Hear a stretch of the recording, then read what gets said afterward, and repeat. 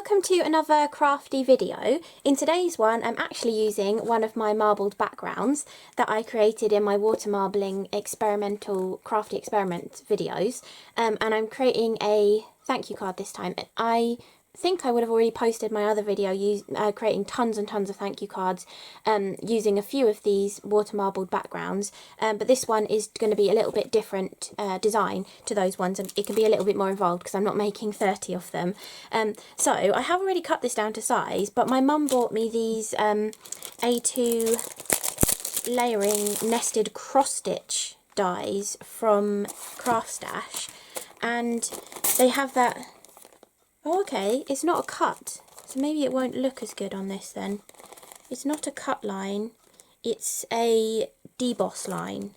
So I think I'm just going to stick with what I've decided to do for this one instead of using these. If you have a look at them up closely, it's just a subtle deboss. I think that would look better if I was cutting white card and using it as white space, whereas I think it will get lost in this. So maybe I won't use those for this card. You might see them again popping up in the future, but I was going to use those, but I will leave them for now. So I'm going back to this card. I think I want to use this thank you and maybe thank you you're awesome from this Lisa Horton set from ages ago. It's well, she calls it ticker phrases, but it's basically like Dymo labels but in stamp form, so you can stamp as many of the sentiment as you want rather than going through a bunch of the tape. You can actually just stamp them. I think she does still sell them because I'm pretty sure she re-released that set.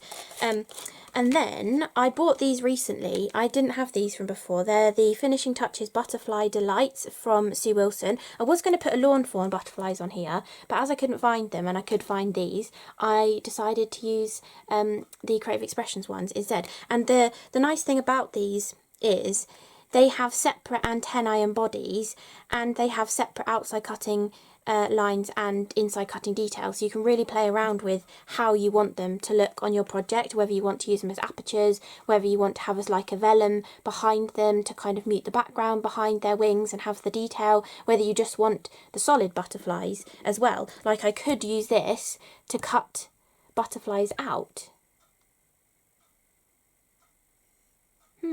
That's an idea. Okay, I've already made this video into a 2-card video. So what I'm going to do is I'm going to use these outlines and I'm going to cut butterflies out of this one. I was just going to use this as the background, but I've now just had an idea of a different way of doing this card. So I'm going to use those dies to cut apertures out of this background, and then we can use those cross stitch ones to cut the white panel that these beautiful coloured butterflies will sit onto. I think I'm going to do it that way. So let's just go like that. I think that's quite a nice layout. Then white card, let me find, this is probably, yeah, a nice size to cut one of these dies from. So I'm going to go with the largest because that is pretty much my favourite size. A little bit wider than my favourite size, but practically my favourite size. So if we tape that into place, the second card that uses those butterflies can have that gorgeous detail around the edge. So let me cut these out.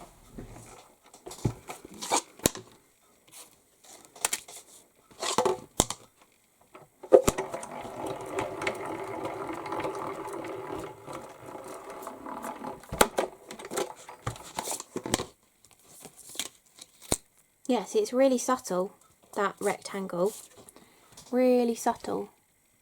So it would definitely get hidden on that, but it's a really subtle kind of design. I don't think that will get any deeper if I put it through with a embossing mat or anything, so I'm just going to leave that as it is.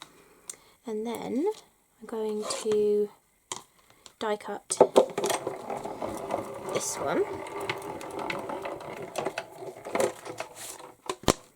Okay, now any other butterflies we need, we can use our sidekick to cut those out. So, we have now got, oh look how beautiful that looks cut from the marbled paper. I'm just being careful with the tape, I don't want it to rip that beautiful marbled pattern. But it shows how well that's holding up. That's using that, what was it called, alum or alum oxide or something, to spray onto my favourite 300 GSM white cardstock to then do the marbling technique onto that.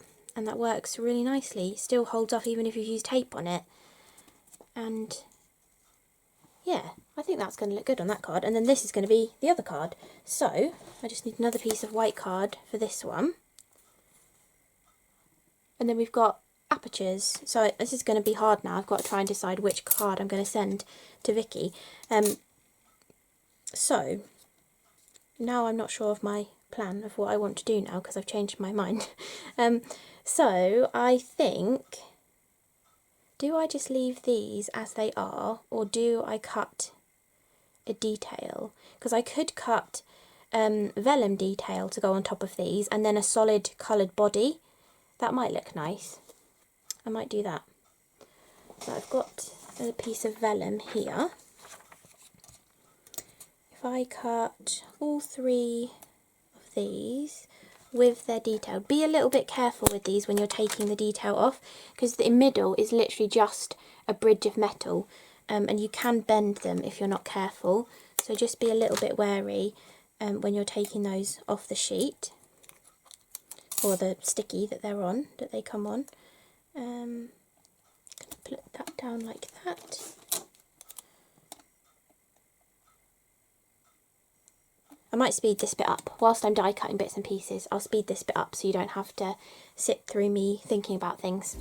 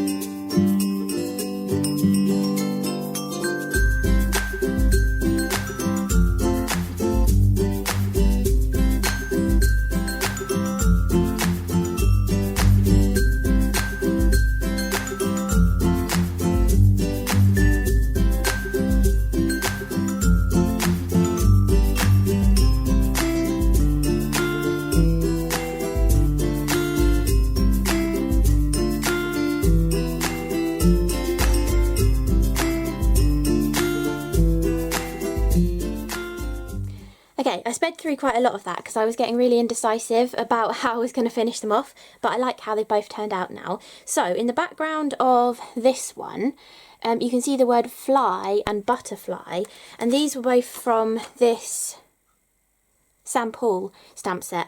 I think this one is actually called Fly from the name, but it's CEC 1083 if you're looking for it. But it's a really beautiful one. That butterfly is stunning. I've used it a few times on different projects, obviously, that I haven't filmed. But I just thought it would go really nicely as a subtle background for that one. So I've just done that in Lost Shadow. Then look how beautiful these look, cut from the marbled paper. If I hadn't suddenly have thought to do that, I don't think I would have cut butterflies from the marbled papers, but it looks really beautiful. It's really like organic.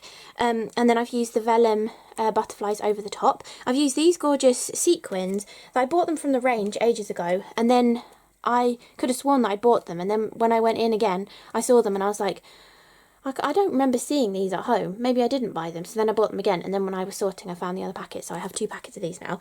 But I bought them for this one in particular. Look how cool it looks. It looks like a ripply puddle of water. And there's also some large purple hearts and some little like Sakura cherry blossoms, which will work really nicely on all sorts of different die cut branches and stuff. You can poke them in the middle with a pokey tool and give them a little bit of dimension as well, and they look fantastic. So those worked really nicely on this card. Even though they're all the same size, I still think they worked really nicely because I usually prefer different sizes of things, but that worked really well. And then I've used the Lisa Horton Thank You ticker tape one, and I just really like how that one looks as well. And I stamped it in the Monarch colour of VersaFine Clair. I only have a few VersaFine Clairs, and actually a couple of them came with busted packaging, but it's still airtight, so I'm still using it. So that is the Monarch that I've used that really matched that dark purple that's in there, and it worked really, really well. And then in the background as well, that gorgeous sparkle, one of my favourite ever Cosmic Shimmer products is called the Ultra Sparkle Texture Paste, and this one is called Frosty Sparkle. Now, the weird thing is, Ultra Sparkle Texture Paste are basically glitter bits from Cosmic Shimmer in a texture paste, a clear texture paste, but Frosty Sparkle glitter bits is like clear white sort of glitter. It doesn't have the interference in it, whereas the Frosty Sparkle Ultra Sparkle Texture Paste has the interference in. So if you've had one and not the other, they're actually a little bit different from each other with that beautiful holographicness. I think I used it in a few Halloween projects last year that I can think of, you know, when I've used it. And then the edge of this one has got that gorgeous, very subtle cross-stitching detail from those A2 layering nestables, nested cross-stitch die set from Craftstash. And I'm going to have to make a slightly different sized card blank because this is just a tiny bit wider than what I usually make, so I'm going to cut that with you in a second. And then the other card is using the aperture from those butterflies. I'm actually going to send Vicky this card because I really like how this one turned out. And then I'm going to save this one probably for my mum or something because it's got little hearts in the design there as well. Those hearts, they work so perfectly. They're like a beautiful dark purple colour. I can't remember what brand they are now. Probably Lucy's Little Things. Oh, it says it on the packet, yeah, they're Lucy's Little Things. But they work really, really nicely. And for the inset butterflies on these ones, the previous card, I did the exact same size butterfly in the vellum, but these ones I took the one size down from the aperture, so I used the tiniest one on the small one, and then, you know, one size down from each of these. And I cut them from white cardstock, and then I also put some of that Ultra Sparkle texture paste on there just to add a little bit of sparkly, glittery goodness on there. And then I've used some, is that fuchsia pink for the, I think it's raspberry pink foundation cardstock. Matched really nicely with the pink colour in the water marbling for the bodies on this one, and I think this is amethyst, this colour, matched nicely on this one, because I felt like there wasn't as much pink on this card, so the purple worked nicer for the bodies. So yeah, those are the two cards. I'm going to mount this one on this card blank that I already had cut, because that fits perfectly on my size of card. This one's not going to be that much different, but I just thought I'd show you how if I had made a random size card, how I would actually cut the card blank. So I fold my square ones in half that I buy. I cut the first side, and then I cut the open side as well, just to make sure I've got a nice right angle, and then I hold it up like so, get the rough border that I want around the edge of it, and then just take my scissors and go snip like that, and then snip like that, and then I cut just inside of that so you can't see that snip in the final cut of the card blank. And that's how I get the perfect border around my card panels. Obviously, I always cut the same card panel size, so I know on my trimmer where I normally cut my card blank, so I don't usually have to measure it. But it just gives a lovely little border, and you can see if I put this one on here.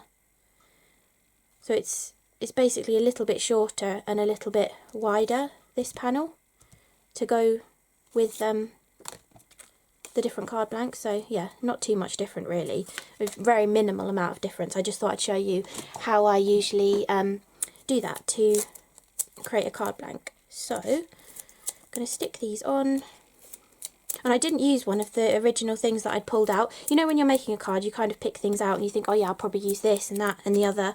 I didn't use the embossing sprinkles. I was thinking possibly instead of using embellishments like this, to add a bit more white into the background, I was going to use embossing sprinkles and sprinkle them across and then heat emboss them, but I found I didn't need that in the end, because I, you know, ended up deciding to die cut it, which is not my original plan. But I'm very glad that I did do that, because I really like how that card turned out. So yeah, it's funny, isn't it, how when you're making a card it doesn't always turn out how you planned. And I hadn't actually planned anything for this thank you card either. All I knew was it was going to be a thank you card and I was going to use that background. So and then I just picked a few bits and pieces from my stash that I thought I'd like to use on it. So let me just stick these onto their card blanks. I said in a few previous videos I'm using the Craft Perfect tissue tape because it's my favourite tape, and it's really easy to get the backing off. So if you've ever struggled in the past of getting the backing off of your double-sided tape, then that Craft Perfect one is really good, and it holds things really nice and strongly as well. I used to in the past, I don't even know what the brand was of the other tape that I used to use. It was a shop in Shanklin on the Isle of Wight, and it used to sell it for like £1 a roll or something. But I used to always put Cosmic Shimmer glue in the corners as well, just to make sure it was definitely going to like stay stuck in like central heating and stuff like that. But this tape, actually, I don't feel like you need it. I haven't noticed any of the cards I've given Mum that she's still got up on her mantelpiece, or even any of the cards that were in my nan's house as well. They're all still together using the Craft Perfect tape, so it's a very good one. Yeah. So those are the two cards that I created. I'm not going to put this video up until I've sent the card to Vicky, so hopefully you enjoyed receiving the card, Vicky, and then seeing how I created it as well. So thank you so much for watching, and I will see you again in the next video. Bye!